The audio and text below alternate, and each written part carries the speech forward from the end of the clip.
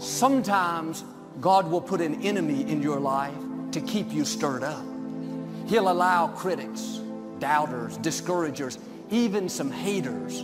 So when you feel tired and think you want to give up, you'll keep pressing forward, shaking it off, not because you feel like it, but because you don't want to give your enemies the joy of seeing you defeated. Not out of spite, not out of pride. God uses the negative to keep us stirred up. There is no worse feeling than that of invisibility. You know, when you are doing your very best and it goes unrecognized, it makes it kind of harder to want to keep doing it. And when you feel unseen, especially by the people whose attention and approval you crave the most, it can create a compulsion in your life to start doing things that are not even really consistent with your character in order to receive from people a confirmation that can be taken away just as easily as it was given. You are the company that you keep. Meaning your circle of friends is an indication of who you actually are, who you are becoming. You show me your friends and I'll show you your future. Because it's just true. The people you surround yourself with are shaping your future. Someone say, check your circle. It's important who you are aligning yourself with. Walk with the wise and become wise. For a companion of fools suffers harm. That's good news. If you lack wisdom today, get around people that are wise. But look what the second part says. It says literally that a companion of fools suffers harm. Have you ever considered the reason why you're always hurt is because all of your friends are fools? Don't be fooled by all that fake love. Don't be fooled by their phony smiles, their hugs, their I love yous. Snakes in the grass slithering. I hear them coming a mile away. I can smell them, I can sniff them, I can see them, I can taste them. And some of you get blinded by them. Your so-called friends, your so-called homies, your so-called partners, your so-called girls, they there for you when everything's great. They're there for you when you ballin'. They're there for you when you rollin'. They're there for when you got money. They're excited, girl, we gonna do this, man, bro, where we going tonight? The sad story is that when you up, they all riding with you. When you down, ain't nobody in the car but you.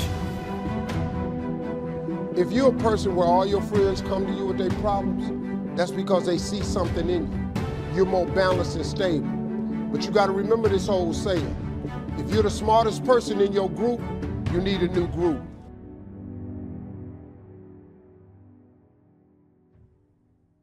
Some of my enemies, I feel like I need to write them a check. If they hadn't have been against me, I wouldn't have prayed so hard. If they hadn't have made fun, I would have given up sooner. If they hadn't have told me I couldn't do it, didn't have what it takes, I might have been complacent, settled where I was. It was their opposition that pushed me forward. Many times, God will use your enemies to catapult you to success more than your friends. Here's how you know if someone's your friend. A, you can tell them bad news and they'll listen. They won't tell you why, you know, you're stupid and why that bad thing happened to you and how something worse happened to them once and, you know, derail the whole conversation. You know, it's like, go away from that person. They're not helpful to you and they're not helpful to themselves either. You got to surround yourself with people who want the best for the best part of you. And that's a really good way of deciding who you should have around you. You spend your life performing for a crowd, it'll kill you. And you're like, I'm good. I'm not a preacher. I'm not a singer. I don't perform for people. It's gotten much deeper than that now.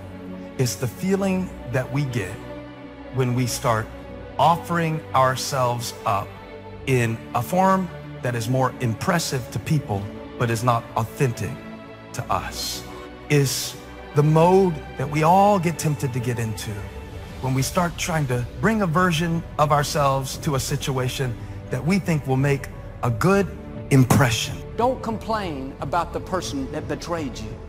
If they walked away, they didn't set you back, they set you up for the fullness of your destiny. If they lied about you, tried to push you down, overlooked you, it may not have been fair. But if God allowed it, He knows how to use it for your good.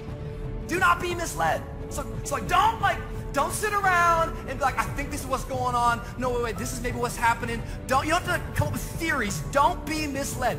Bad company corrupts good character.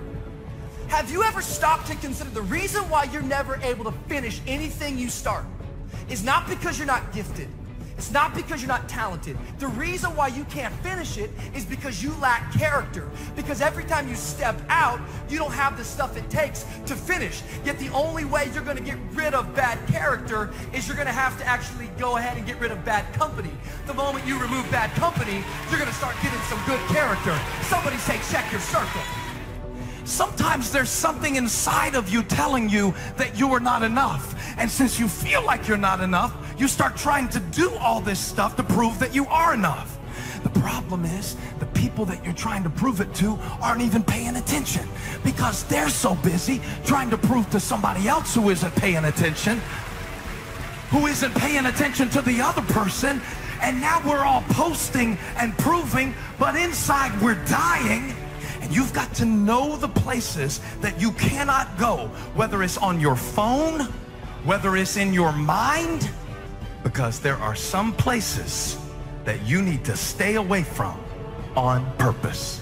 Because if you go, it's going to kill your joy, it's going to kill your contentment, it's going to kill your sanity, it's going to kill your peace. You've got to upgrade your friends. It ain't nothing bad, you just got to upgrade people in your life. But if you're the smartest person in your group, you need a new group. You cannot be the go-to person in the group. Don't worry about it. You have a gift. You solve problems all the time. You can earn a lot of money doing that. You know what people pay for in this country? They pay for expertise in this country. The moment you're an expert at something in America, you can make $1 million. All you gotta do is be an expert at one thing. I don't know how many different ways I can say this. So many of us have to learn this the hard way. They act like they got love for you. Have your friends, have your family, have your relationships. But make sure you pay close attention to the circle, to your company that you keep. Because when you need them the most, I promise you, they will turn your back on you. You need to find you a group of friends. And you need to know in your heart of hearts that if you down, they gonna pull you up. And if they down, you're gonna pull them up. That person that's holding you back, that person that's bringing you down, that person is you. Are you gonna say you wanna do something, do it for 2 weeks and then quit, like you did last year, like you did the year before last? You say you wanna lose weight, get in shape, get your business off the ground, and then turn around and party, get lit, drink alcohol, eat like crap, and continue to live below who you were created to be? Comfort zone is dangerous. When you're comfortable, you are at most danger. You should never feel comfortable. You should be happy and dissatisfied. Anybody ever tell you, hey look, you know what? Just be satisfied with what you got. Don't believe him. Get him away from you. Never be satisfied with what you got. Because the attempt to get more makes you into something better. All the time. You should double your business. Triple it. Make a declaration to yourself.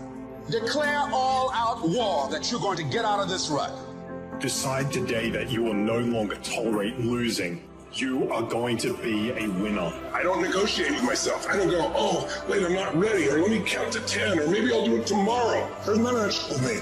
I say, do. I'm not here to discuss this with my mind. And when I say jump, you fucking jump. Because when you get your blood pushing, when you push beyond what's comfortable, it develops this determination inside you, this sense of will. And when you do that regularly, you're going to have a different world. Be the hero of your own movie. If your life was a movie and it started now, what would the hero of your life's movie do right now? Do that. Do those things. Write down your goals. Write down things you want to improve. Write down things you won't tolerate from yourself. Write down things that you've done in the past that you never want to see yourself do again. And go forth from here as the hero of your own movie.